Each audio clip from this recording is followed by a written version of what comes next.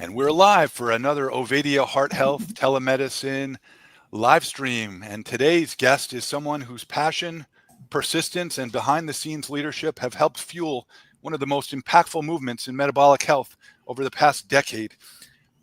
Pam Devine is a co-founder of and operations manager of Low Carb USA and heavily involved with the Society of Metabolic Health Practitioners, and with over 40 years of experience in service-based roles from healthcare to corporate environments, Pam now puts her full focus into something she's deeply passionate about: helping people reclaim their metabolic health through a variety of metabolic therapies, most notably therapeutic carbohydrate reduction. But the scope of the work of the SMHP and Low Carb USA has been extremely wide and broad, deep over the last 10 years. It's just amazing the impact it's making.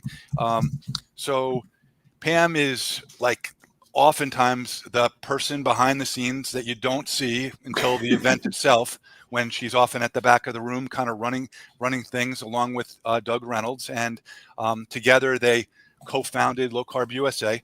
Anyway, this is just a conversation I've been looking forward to for a while, and we got so much to talk about.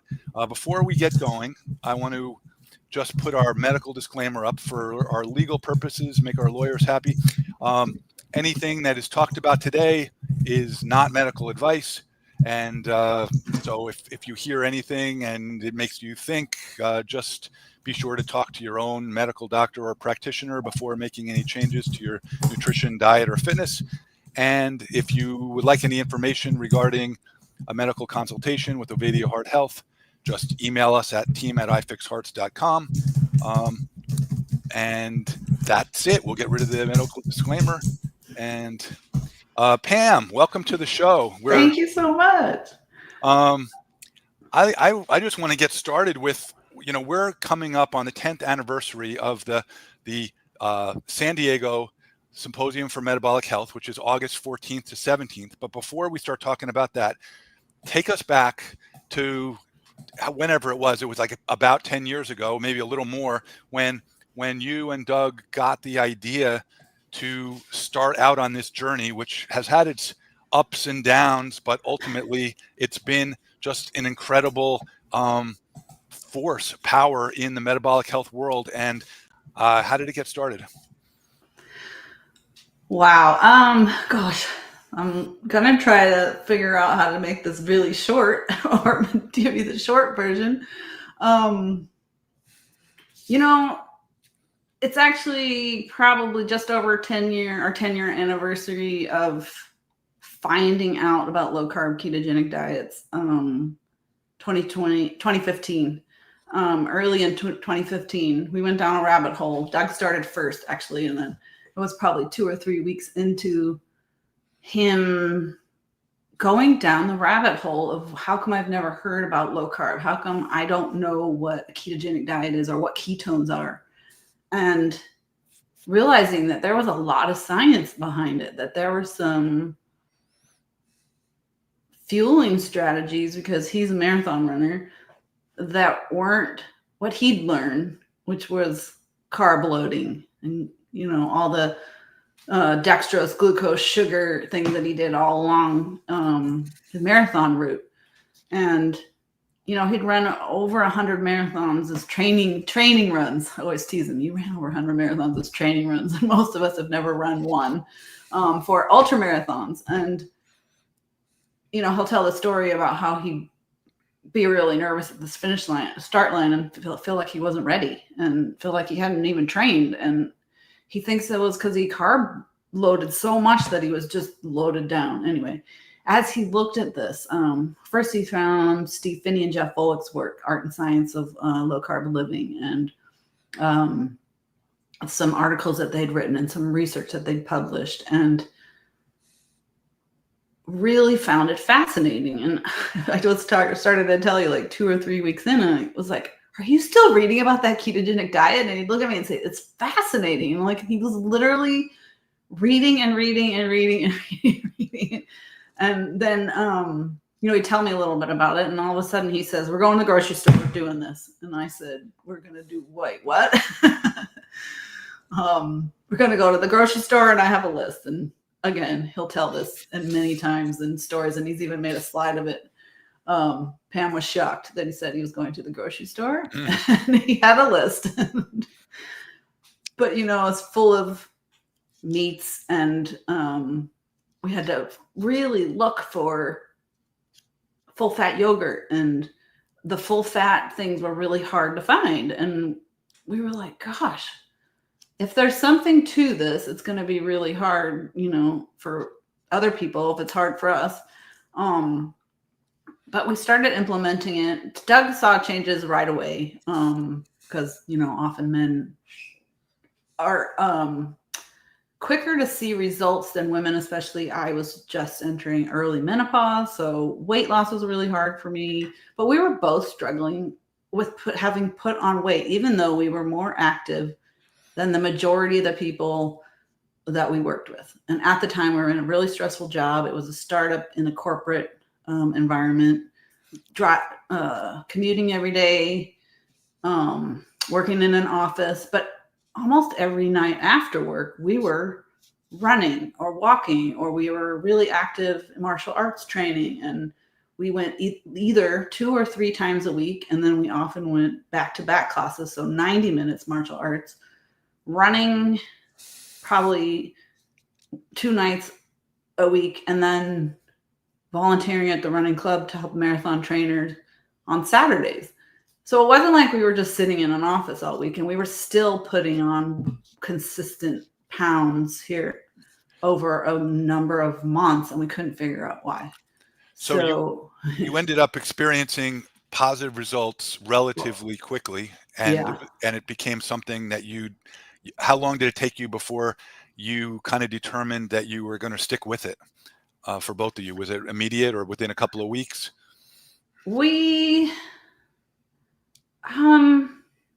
Let's see. So if we said we're going to try this, Doug saw immediate results within 4 to 6 weeks. People were, unfortunately, they thought he was sick, thought he had cancer or something, and was losing weight because he was sick. But by the fall, I was noticing, wow, I can skip meals and I have energy, and I'm able to have less ups and downs. And he was happy with his weight loss, and we started telling people about it. So I think we had made a commitment to ourselves that we were going to stick to it by that time, because we were telling people about it. By January of the next year, 2016, was when we were like, we need to do something to tell more people.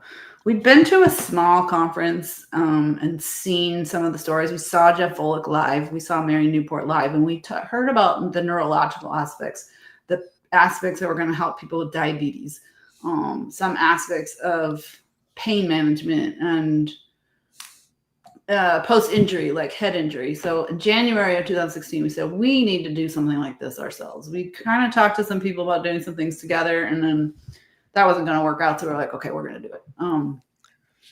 But I didn't realize Doug had actually really made the decision until I woke up the next day after talking about it. He says, I wrote to a bunch of people and I invited them. Oh man, tell me about I've heard Doug tell this before, but the call with Gary Taubes, and when he got off the phone, you can tell a little bit about the call, but then like what he said after talking to Gary about the possibility of Gary participating.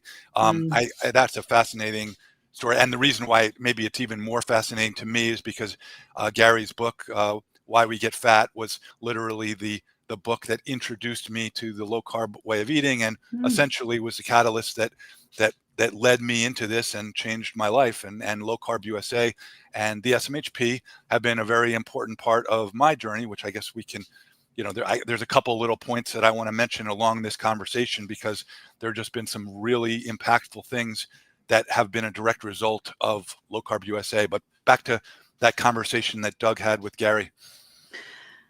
So it was pretty neat. Like, he had been kind of pushing me for a couple of weeks to, call the hotels, make the contacts of what is it going to take, what does the contracting look like?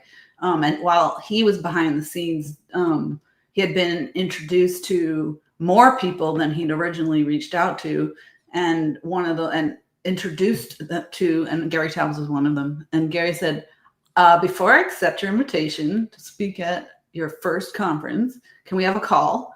I just want to get a feel for who you are, what it is that you want to do, and why you think that you could be successful at this. Because he said there's been people in the past who have planned things that just didn't work out. And I don't want to plan on something that's not going to work. I don't want to show up and no one's there, or, how are you going to afford me, that kind of stuff. So Doug tells it like he interviewed me like I wanted to marry his daughter and grilled me.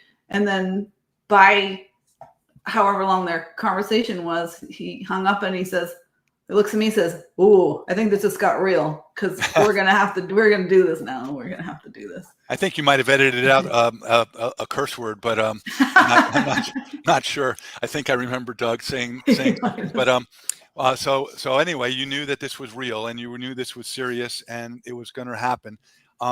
Did you have any idea back then? Well, first of all, how hard it was going to be, but second of all, how many lives you were going to change in this process? No, not even. So we didn't know how hard it was going to be, because, well, we did one larger conference with somebody, and we knew that was hard. And we were pretty much the fourth behind, getting the registrations in, getting the registration list, doing registration. We had a few volunteers, mostly smaller seminars in this corporate startup job that we were doing. We did monthly Saturday seminars. So we kind of knew the process of doing some of that.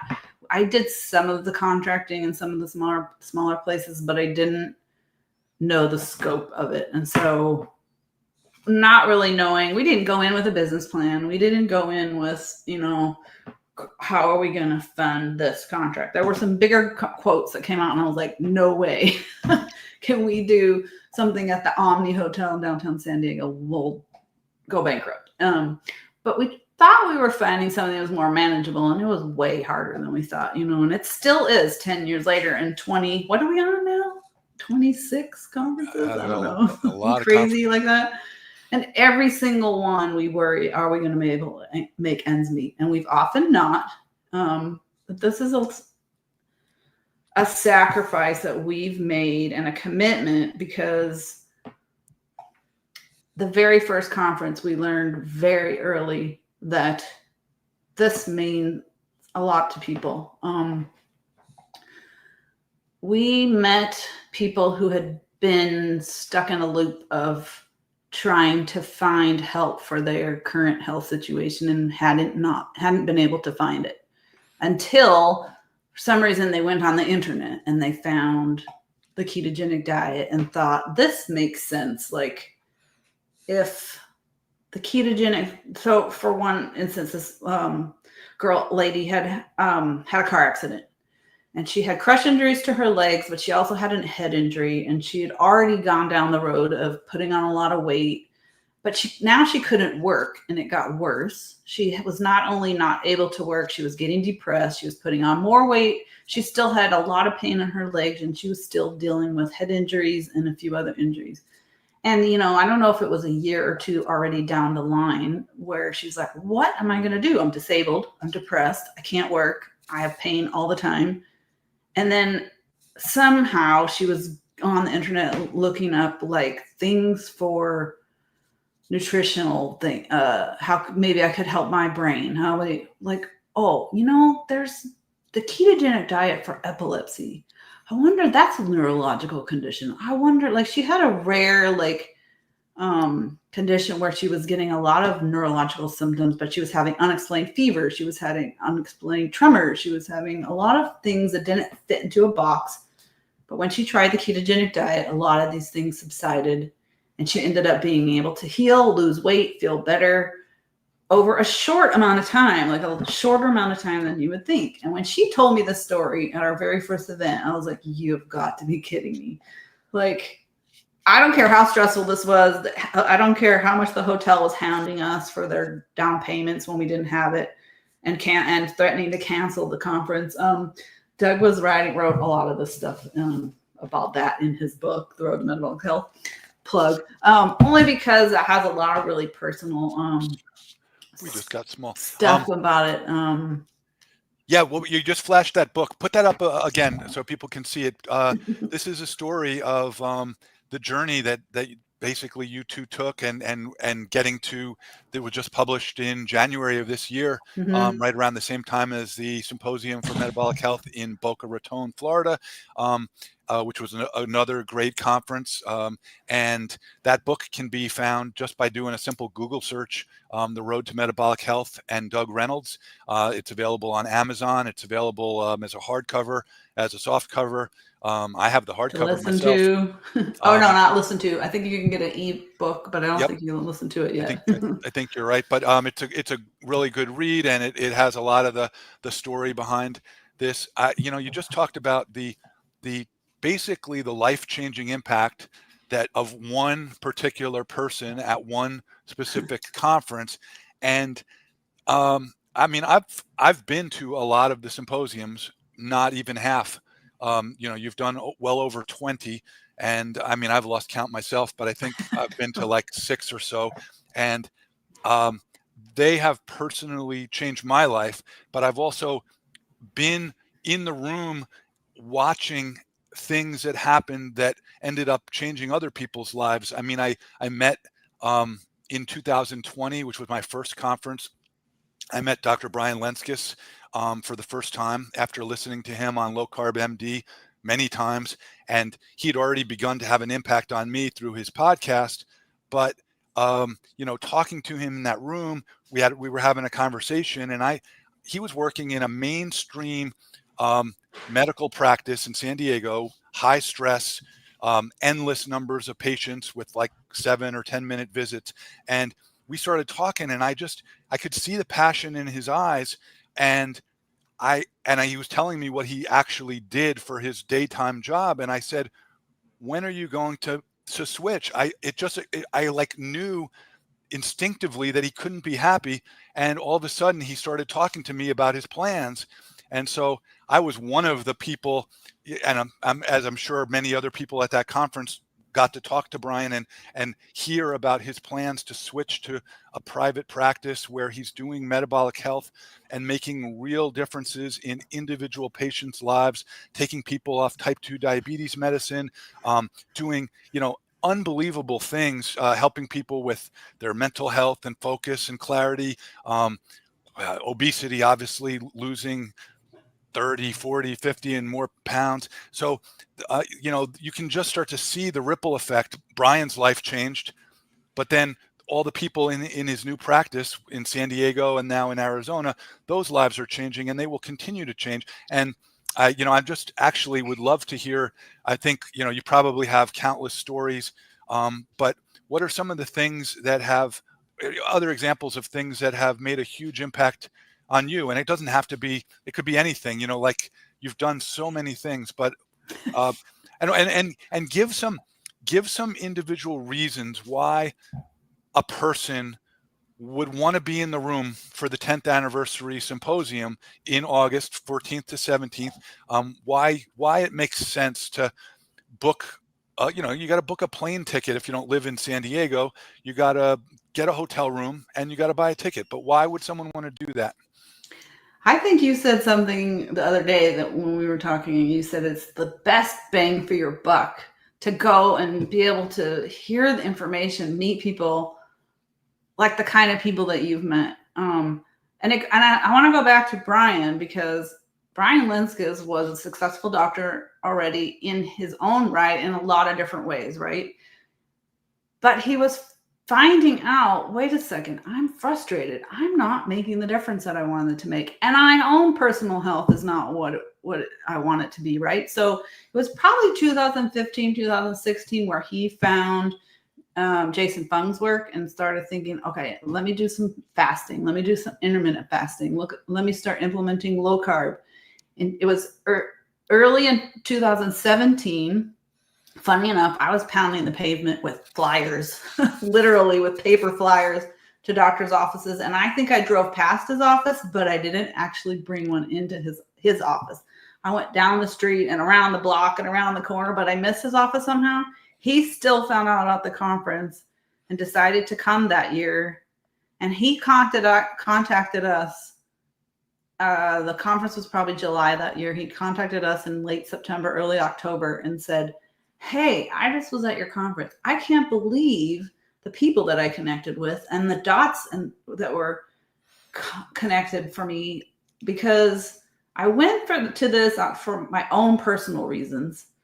And then I saw it's right around the corner from my office. Then I saw, oh, there's CMEs, so I can get continuing medical education credits. But when he got there, he said, oh, there's a lot more to this. And oh, look at all the people in the room who are also not only learning this for their personal health, but learning this, how to work with patients. And there's a lot of different things that this can be applied to besides weight loss and diabetes and blood sugar control, but mental health, like you mentioned, and just overall well-being and neurological conditions and cancer, adjunct therapy during cancer. And it's 2017, I think we had a big focus on cancer. I can't remember if it was 18. But that just made a really big impact on him. And he contacted us. We had lunch with him. By December and January, we were standing in the back like proud parents, because he was paying it forward from what he'd learned from us into his direct community at his church. He said to his pastor, if we wanted to do like a one-day seminar on a Saturday, or it ended up being a Saturday and a Monday night, because not everybody could make the weekend, for 6 weeks. And he had 200 people show up each day, and they came regularly for 6 weeks. And at the end, he says, I just want to hear from you guys your personal stories. And one person stood up and said, I just want to thank you for making my husband a nicer person. Like, he doesn't come home cranky at the end of the day. He is happier, he has more energy when he gets home. He can spend it with me and the kids, his wife's saying. He feels more productive at work. He's sleeping better. That was one story. Another person, my oxygen use is down because my lung disease is better. My asthma is better.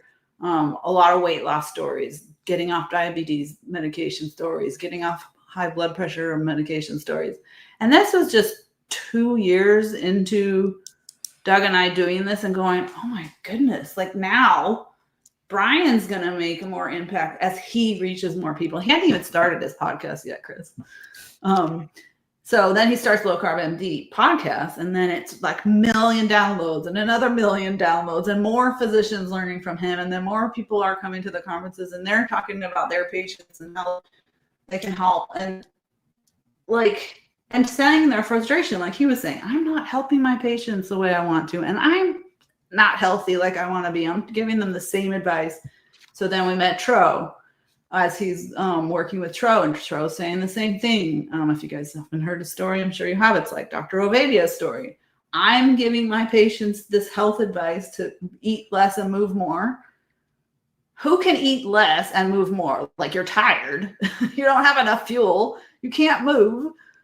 You can't go and work out if you're just hungry and tired, right? You mentioned you just mentioned Tro. He was one of the early doctors that I met through social media. Even before I learned of Low Carb USA, I think actually I learned about Low Carb USA through Tro, and Tro was very impactful in the early parts of my journey. And I met Dr. Ovadia at the 2020 conference. Coming down to the presentation in the morning, I was on the elevator with them, and one of us introduced to the other, and we started talking. And I've known Dr. Ovadia ever since. And I guess it was about a year ago, he asked me if I was interested in becoming a health coach, and I had already gotten my accreditation from the Society of Metabolic Health Practitioners, which was an extensive and very valuable educational process. You guys can check out let me just throw it up on the screen here. The Society of Metabolic Health Practitioners is a great organization. It's a great place to find practitioners. If you're interested in learning more about the the educational and accreditation processes. You can visit the website. It's pretty easy to navigate. If you join, you also get access to grand round presentations, and there's all sorts of membership benefits that are really worthwhile. You get to have a listing if you are a practitioner or a health coach or whatever. So there's so many valuable things there. But having met Dr. Ovadia was another thing that changed my life. And I know that I'm not the only one getting lucky at these conferences and meeting people. I know that in the hallways after every presentation, there's presenters who are highly respected, medical doctors and researchers, scientists, or other practitioners who are talking with attendees in the hallway. There's a Q&A session at the end of every presentation where I mean, it's fascinating to watch when you have doctors who are highly educated asking other doctors for nuance and context and opinion on things, and the dialogue and the back and forth, because this is not a silo or an echo chamber. This is where real learning happens, and it's really high level and very valuable. So anyway, I'm actually working now at part-time as a health coach in addition to my day job, and I am finding it fascinating, and it's it's just really changed my life. So that's just another anecdote. But let's see, where it do you want has to go? changed the path of a lot of people, especially coaches, and physicians and nurse practitioners and physician assistants and nurses and pharmacists. So we have a good number of probably 6 or 7 converted pharmacists that have gone into prevention. There's more than that. They have gone into prevention and metabolic health support for patients. So they're not treating the symptoms with pharmaceuticals and medications. They're teaching people to get off the medications, and then they're teaching them nutritional therapies and metabolic therapies like weight training and sleep and light and all of these whole body health things to get off their medications. So I literally just forwarded myself a paper that one of our metabolic health practitioners, a pharmacist, Corey Jenks, sent me in January. I came across it and I was like, and I looked at it. This was published earlier in this year, and him and another pharmacist, so Corey Jenks, Kendrick Murphy, and both pharmacists, another MHP, Manu Khanna, who works with the VA. I've met many of these people at our conferences, and then they connect, and then they do something together in the future. This is what also is very special to me. In our very first conference, I remember there was somebody who wrote to us. We had only just started selling tickets. She says, "I can't believe this conference is coming to my neighborhood because it's made such a difference to my son's life." They had a rare genetic disease in their family. It's called glycogen storage disease, and there's a name for different stages of it. One of them is McArdle's disease.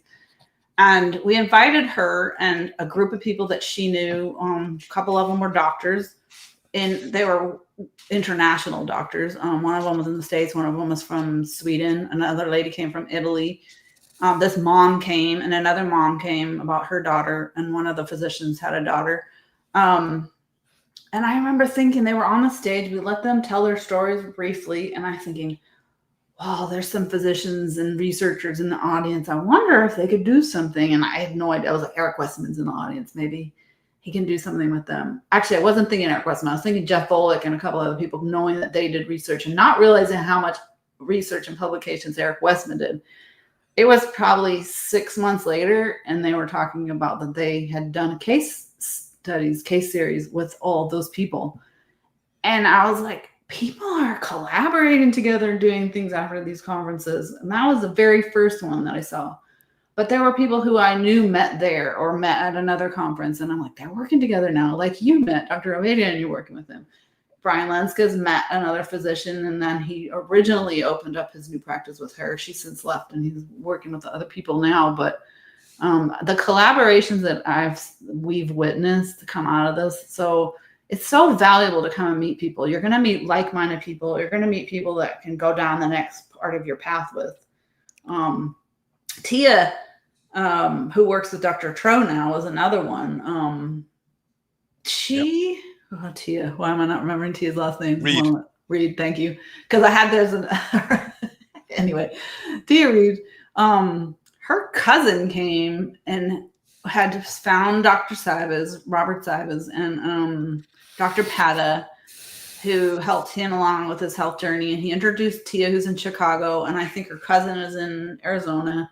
And he says, I just had to come to the conference from Arizona to meet these doctors who changed my life. But I also introduced them to my cousin, and my cousin's life has completely changed. Like, Tia's off like 15 medications, and she was young when she was getting really sick. She was only late 30s, very overweight, on a CPAP machine, nebulizer, gout medication. She had liver disease, and she was going down the road of kidney disease and a whole bunch of other things, on all the diabetes medications and high blood pressure medications. And she says, she literally says, I was worried that I was going to die anytime soon. Like, she was feeling that sick, couldn't move around.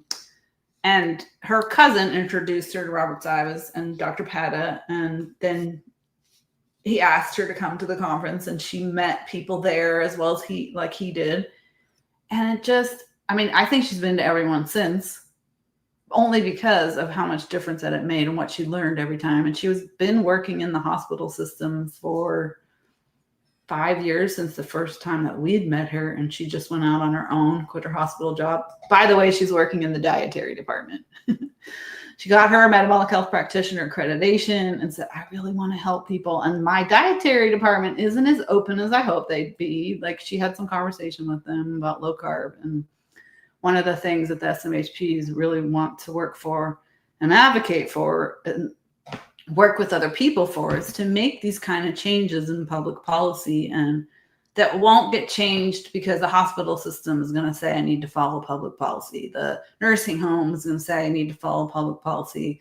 The schools, the military, and all those things. So 10 years later, we're all still trying to work on that stuff. But then this stuff came up, a long time ago. Jeff Fullick tried to work with the military over the years, and there's small changes happening here and there, but hoping to see some global changes.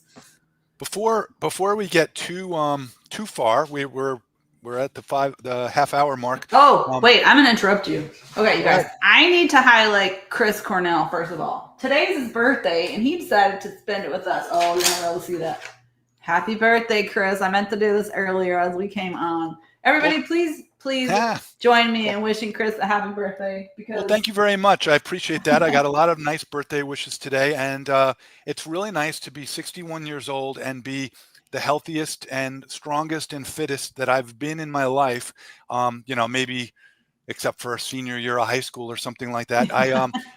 Although I'm a lot stronger than I was then, having lost 80 pounds about 7 years ago through the low carb diet, and then having learned so much in this community, which is, as I've mentioned, a lot of it has to do with Low Carb USA and SMHP. But this is a great opportunity to sort of take a little deeper dive into the symposium that's upcoming. And this is just, the pictures are a little small, but you got so many great speakers on here. I want to let you talk about this, Pam, but it's just endless. You got Brian, who we talked about, Brian Lenskis, Tony Hampton, Michael Hoffman, Dr. Ben, Gary Taubes, it just goes on and on. Dave Feldman, Dr. Boz. So just this sometime a few years ago, you started devoting an entire day to one area of concern, and then the rest of the conference is dedicated to the metabolic issues and treatments and therapies that people have come to expect from Low Carb USA symposiums. But tell us a little bit about this year's symposium, what some of the highlights are, and the special day dedicated to neurological conditions, and what you are hoping. It's in a new location. You can talk about that too. One more slide for the screen. I mean, how can you not want to go there? It's amazing. San Diego is beautiful. The weather, at least for the times that I've been, it's been outstanding. It's a great time of year to visit San Diego. And so tell us about this upcoming symposium. Yeah, we're really looking forward to this big celebration, 10th annual San Diego event at the Lowe's Coronado Bay Resort. It's a little bit of a quieter, more inclusive, exclusive little place, only because it's not right downtown. A lot of people did like that location, but it's a little loud, sometimes it's a little chaotic. People can feel a little bit more relaxed at this place, I think. Just a little quieter atmosphere to go outside and take a breath and have a nice conversation, plan some future work together. Those kind of things. I just, we're still going to have dinner out by the poolside. It's just a little bit different atmosphere than where we were, where you hear the motorcycles go by down the main street there at the other hotel that we've had 8 wonderful years at. But the Lowe's is going to be really fun. One thing about those dinners, I mean, it's like these are incredible. You're sitting at a table eating amazing low carb food, and you might find yourself sitting at a table with, next to Dr. Ben or Dave Feldman or Tony Hampton, or you name it. You're having a conversation with somebody who's been on the stage, sold thousands of books, and is like a major figure in this world of science and medical, the cutting edge of these therapies that are really changing lives. Anyway, I didn't mean to interrupt, but a lay person, just a regular person like me can be engaged in a conversation, or at least listening to one. Sometimes the conversations are at a fairly high level, but these presentations, there's something for everyone. If you're interested in metabolic health, you might find some presentations more impactful and interesting than others, but it's jam packed. So you could spend a little time at the pool or a little time in the weight room, but you can also take in like so much information in 4 days that it's unbelievable. So we really actually want to focus on the science and the learning and the education. That's the most of the time, right? You can run out and rent a bike and go down. There's a bike path on the it's the Silver Strand. It's a isthmus, I guess, that connects Coronado Island. It's actually an island. It's actually connected to a long strip of land that goes down to southern San Diego County to Imperial Beach and Chula Vista. But you can do a few miles bike ride there. My dad does it every Sunday. Brian Lenskis used to do it every Saturday. You can go run across over to the beach side, and then we'll be on the bay side. So there's walking paths all around there to get some sun, get some fresh air. But we're really going to be focusing on the education because, like you said, Michael Hoffman is going to be, he's leading up the Neurological Day. He knows how important it is. Let's talk about the epidemic of Alzheimer's disease. The numbers are astounding of our family members who are going to be losing their mental clarity and their ability to remember the other family members and what's happening in their daily lives and forget how to use a fork and how to dress themselves. We don't want to see our loved ones doing this. And currently, nutrition therapy is not being talked about for Alzheimer's disease. There's no conversation to Doug's mom's family, his family, because his mom's going down this path right now. Zero conversation of add some coconut oil and some healthy fats and reduce those carbohydrates because her brain cannot use, her brain has insulin resistance and it cannot use glucose anymore for fuel. It is struggling. It may use it for a short time. It gets flooded. It gets nervous. It gets anxious. It gets hallucinations. It cannot fuel itself anymore. Big conversation with Alzheimer's disease. Michael Hoffman is currently studying, he's founded the comprehensive primary stroke centers, 5 tertiary medical centers. He's been talking about cognitive neuroscience at the Neuroscience Institute in Saratoga for traumatic brain injury and illness like stroke and TBI, but also neurotoxicological syndromes with Gulf War and veterans and military members. He's also talking about cognitive, behavioral neurology that we were just mentioning with Alzheimer's. He's going to be talking about traumatic brain injury and after stroke care and stroke prevention, but also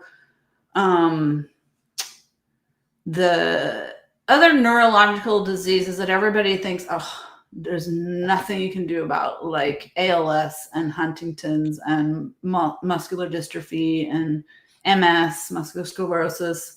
Parkinson's. Parkinson's is a big one. There's a lot of people who are suffering with these illnesses. And right now, nobody ever talks about any kind of nutritional therapy, nutritional support for the neurological system.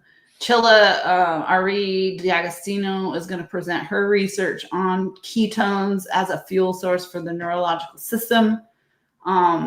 She focuses a lot on diet and nutrition, but she also talks about the exogenous supplementation of extra ketones and the kind of ketones they're studying and what the different kinds of ketones could hold benefit in those signaling pathways for energy and the firing of our neurological system between the axons and the neurons, and why they might be getting dysfunctional, but also how to get them back functioning properly. We're still going to add a couple more people to the neurologic day, but currently we've got Chilla and Mike Hoffman's doing 2. I'm sure epilepsy will be one of them as well. The ketogenic diet was originally for children with epilepsy 100 and something years ago. And how many kids and families get presented with the ketogenic diet now when their child develops epilepsy? Very few, not zero, but very few. Medications are the first line defense and treatment until they're determined that medications just aren't doing the trick. And then, only then will they talk about the nutritional therapies. We've been following the Charlie Foundation for many, many, many years. The movie First Do No Harm is incredible with Meryl Streep and talking about Charlie and his dad was a director in Hollywood and put together this movie, got Meryl Streep to play the mom and tells the story. And they've just been a force educating and supporting people with Beth Zabekana and Denise Potter as their nutrition dietitians, talking about nutrition to support families so that they can go down this path. We've talked about this recently with childhood. Type 1 diabetes and epilepsy are different diets. So we're going to talk about that more. And we've got it on the SMHP. Type 1 diabetes was the Pediatric Society of Pediatric Physicians, or something like, I can't remember the exact name right at this current moment, sorry, has said like they don't recommend ketogenic diets for especially like type 1 diabetes or something for children, but they're comparing it to a diet for epilepsy, which is more fat and less protein, but more fat to produce more ketones. It's a totally different diet than a protein-supported type 1 diabetes, low-carb diet for children and adults with type 1 diabetes.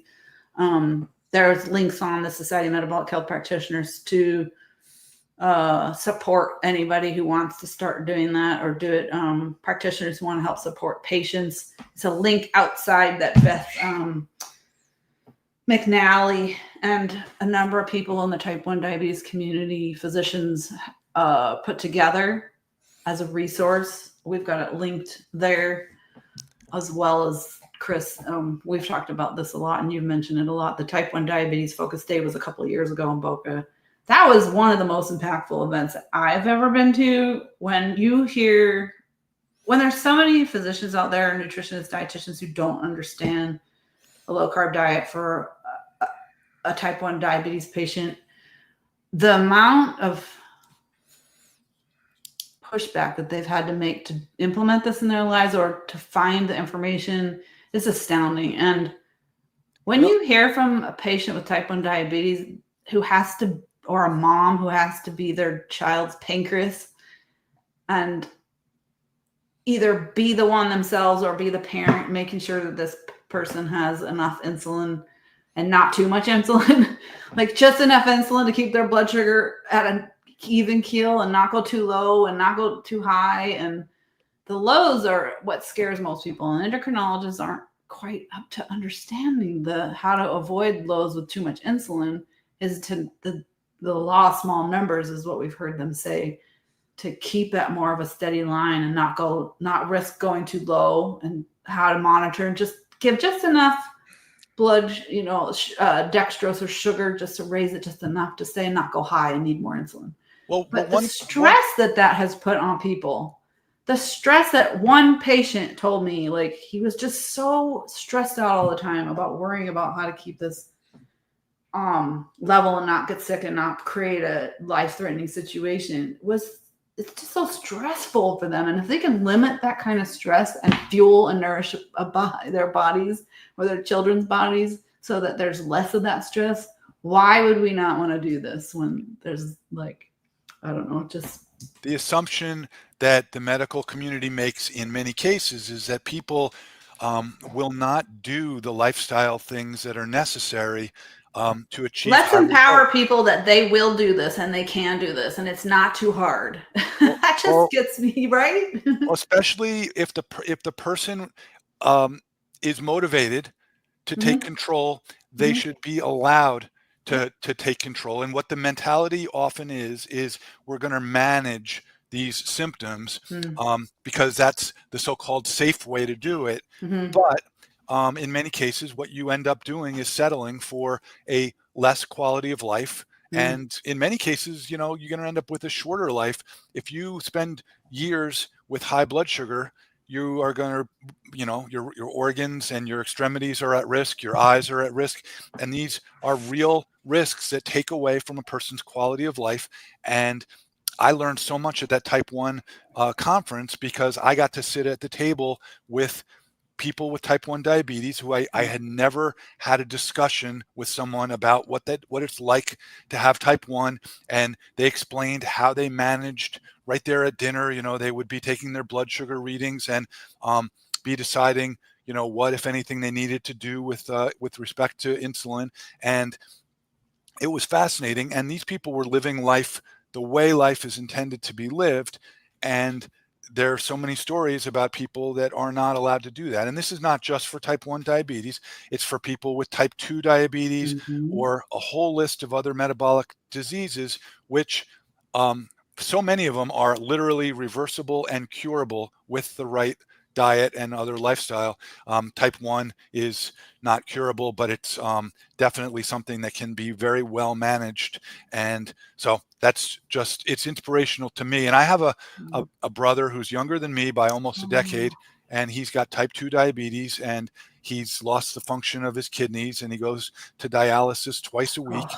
And it's something that, it's a difficult situation at this point, but one that could have had a different course if the changes had been addressed early enough. And unfortunately, I certainly didn't have the education 20 years ago when he was first diagnosed with type 2 diabetes. And unfortunately, the information that he got was, I don't think, conducive to reversing his type 2 diabetes. It was, here's what you can do to manage it. And that's what ended up happening.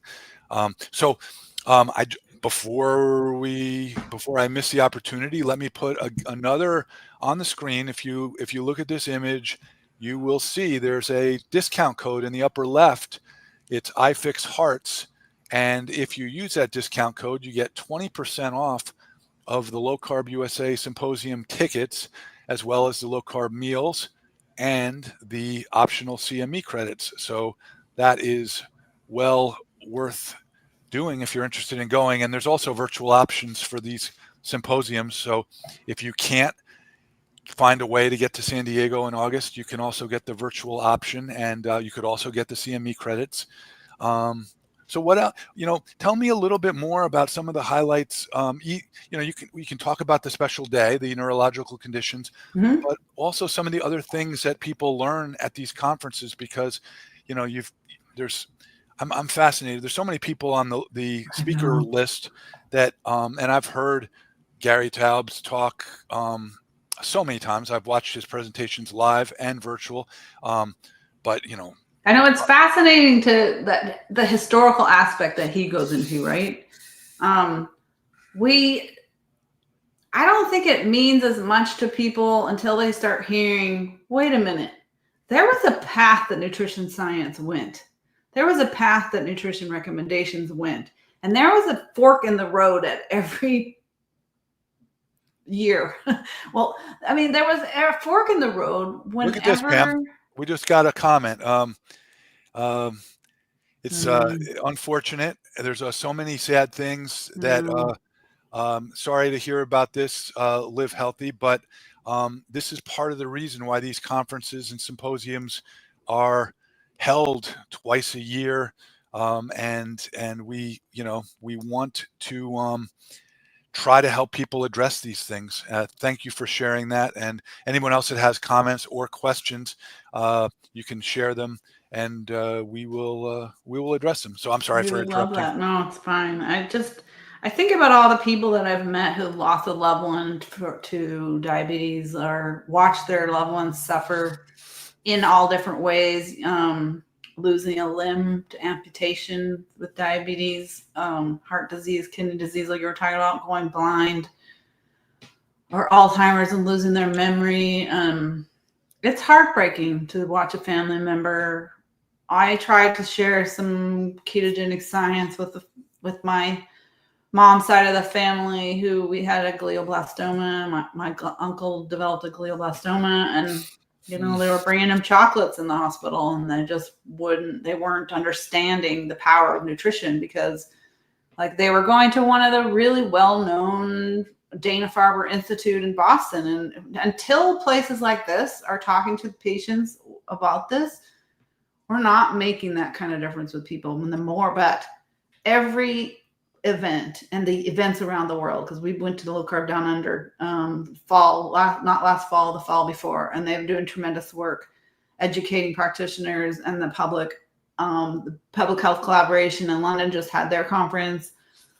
They're doing tremendous work in Europe, and there's a Switzerland one in June, and South African team's doing something in October. And it's growing and growing and growing, so that we can teach more individuals, but more importantly, the healthcare professionals, of what is a more powerful intervention to avoid suffering and losing our loved ones too early. To go back to talking about the history of nutrition recommendations, we're super excited to have Belinda Fecky coming from Australia again. Nice.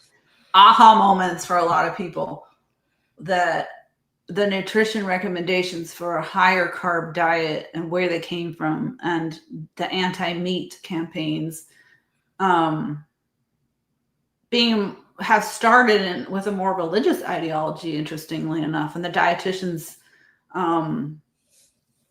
not institute, but organizations being started directly from some leaders in the religious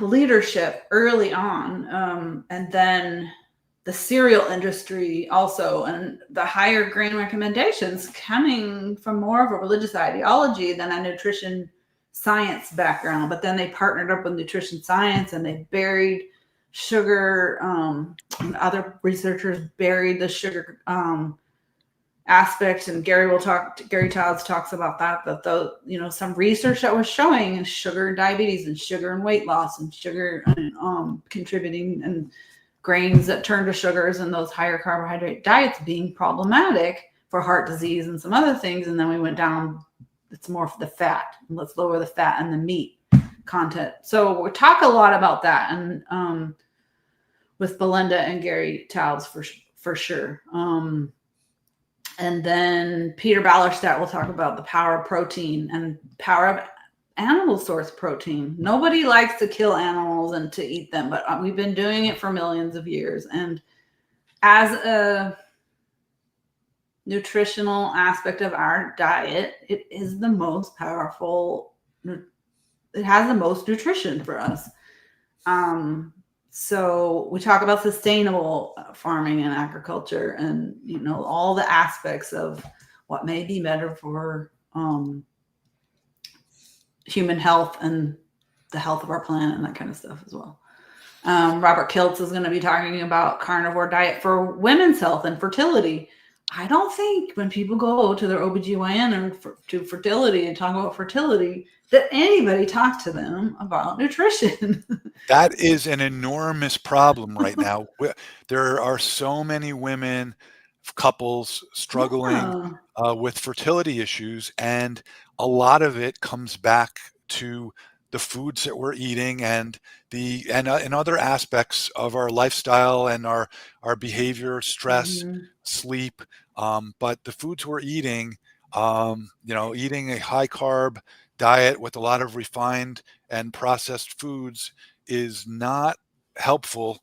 And I had the opportunity to talk to Dr. Kiltz not long ago, and it's fascinating. And he's talked about his own personal transformation with a low carb diet, and eating meat and high protein and healthy fats. It's a pressing issue. And I mean, it's so important. If somebody wants to have a child, and they can't because of the food they're eating, I mean, what a better solution than to make a change that can make that kind of difference in someone's life. You're going to support the hormonal aspects of fertility. So men and testosterone and the other hormone milieu of that terminology. But for women, there's a lot of women with PCOS and polycystic ovarian disease where they're not ovulating properly. There's the hormones are off. There's more androgen, more not the proper hormone, also not having the proper hormone milieu to support ovulation and fertilization and growing a baby. We had Jackie Eberstein, who was introduced to us by Dr. Eric Westman. She actually worked with Dr. Atkins. She was a wealth of information. I'd love to have her back again. Nurse that worked with Dr. Atkins. She talked about women fertility and pregnancy, insulin resistance leading to the bigger fetuses, contributing to more difficulty childbearing because of larger insulin resistance, but and gestational diabetes, but in addition to already having difficulty conceiving, but also how we're growing, fetuses and children. And then we talk a lot about child nutrition, and there's a lot of anxiety in kids and a lot of, ADHD, and just if we were feeding our kids' brains, you think maybe focus would be better. I think about the stuff I ate, and so no wonder I focus. Hey, Pam, I got a question for you that I know you can answer. Comes from Alan Jones. Here's one that it's a pretty easy one for you. Oh, yes. How can people find a local doctor that's on board with a healthy metabolic diet? What do you got for them? Go to the smhp.org and look under patient support for the practitioner listings, the database. You can search by your zip code, your city, your state, the specialty you're looking for. If you don't find anybody right local to you with your zip code and city, look in your state, and then you could broaden your search by what specific thing that you're looking for. And you might find a lot of these doctors who are listing themselves if they're available to do teleconsults, like Chris is doing with Ovadia Heart Health and Tro's doing with Ford Health. A lot of these doctors, a lot of these good metabolic health doctors are licensed, some of them in all 50 states. I know Dr. Ovadia is pretty close to that at this point. And, it's a medical team. You've got a nurse practitioner, a registered dietitian, certified health coaches with, accreditations, and it's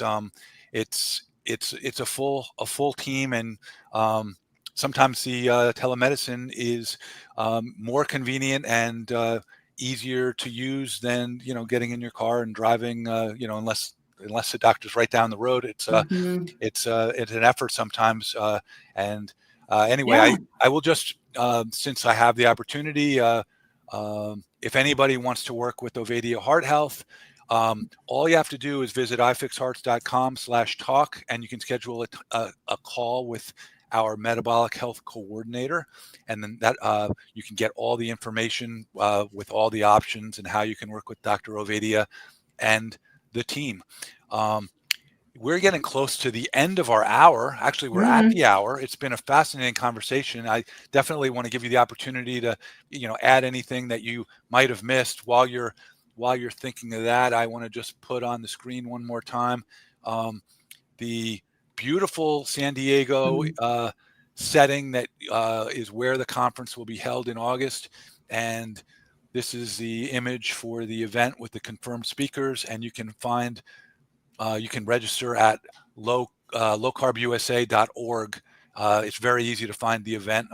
It's right there on the front page, and there's also an events page. And again, use ifixhearts.com for a 20% discount on tickets and CME credits and low-carb meals. But I'll give you the opportunity to say anything you want as we wrap up and say goodbye to this audience of nearly 900 people. Yeah. Thank you, everybody, for joining and listening to me ramble on about the work. I really, appreciate all of your time. Thank you so much for joining. I didn't, real quick, maybe the last couple of speakers I didn't mention, Barbara Levy was talking. She's a world-renowned OBGYN. She spoke at the Women's Health Day in Boca. Her daughter introduced us. Her daughter is now gone into preventive medicine, but she's a hot ticket vascular surgeon, young, trained at Mayo Clinic and John Hopkins and UCSD. She's gone into preventive medicine. She's going to be talking about cardiovascular health and metabolic health. The conjunction with Adrian Sotomoda and Dave Feldman will be coming to update on the CTA studies and the cholesterol conversation. Tony Hampton is coming to talk about his work, amazing work that he's doing with public hospital systems in Chicago, and also preventive medicine, because he's got now his functional medicine degree. If you want to visit the SMHP.org, there's loads of resources on there. Like iFix Hearts also has like iFix Hearts. I saw a beautiful write-up about cholesterol and heart health that you can just download. We have on the SMHP.org a load of patient listing, patient handouts. What is therapeutic carbohydrate reduction? Why could I use a CGM to check my blood glucose? How to get started with food lists, and a few others. The practitioner side has what are the benefits for me having my patients use CGMs. There's clinical guidelines. There's also studies linked on the TCR document there. There's a number of free resources there, and join us. It helps support the work. It helps support the community effort. There's a journal club coming up in about 2 weeks, 2 Saturdays from now. We're going to be talking about doing your own research publications if you're in any way involved in healthcare or science, that you could pull, bring some data together and publish that in the journal Metabolic Health. That goes with Society of Metabolic Health Practitioners. And we hope to support you and hear about your journey. Share those stories with us of, how does Tony Hampton say, health and healing. And inspires us every day, because I probably touched on 3 stories, but Chris asked me, and they get longer and longer. But every post that I hear that people are healing, that they've learned information that they was easier to find and help their health journey, and their practitioners are helping their patients. Just astounding. And as people are getting accredited, they're able to bring that accreditation from the SMHP to their hospital organization and say, hey, I want to open up a metabolic health clinic in my community. And the place will say, okay, you could do it part-time, and let's see how it goes. Well, people are banging down the doors, and they're all of a sudden they're open full-time and getting referrals from all over the place. And they say, okay, we need more staff and we need full-time hours. in small town Nebraska and Kansas, and this is happening all over the nation and all over the world. We've had other metabolic health practitioners who treating diabetes and gut issues. One of them is IBS specialist. We didn't talk about Crohn's disease, ulcerative colitis, IBS. A lot of people suffer from gastrointestinal issues, and these are helping them as well. So. Well, thank you so much for joining the live stream today. It's always fascinating to talk to you and Doug about all the stuff that's going on. I just would urge people to, you can, with the discount, the iFix Hearts discount, you can get, I think you can save $100. And the live stream is what, like $100? Yeah, so it's $80. So you're going to get $80 would be like the best investment if you can't get to San Diego. And if you can get to San Diego, by all means, it's well worth the trip. It's a great place to be. And you will meet people it's very likely that your life will be transformed in some way that you won't even be able to imagine at this point. Mm-hmm. So, and even on a live stream, you can chat to others as a chat. You can get put your questions in there. A lot of people have discussions. If I have time, we squeeze them in and ask the speakers. 70 days and counting, by the way. But what was I going to say? Each registration, whether you're a live stream or not, includes a recording. So for some reason, if you're purchasing the live stream and you can't watch live every minute, you have those recordings to view and review at any time going forward. And you can get CMEs as well.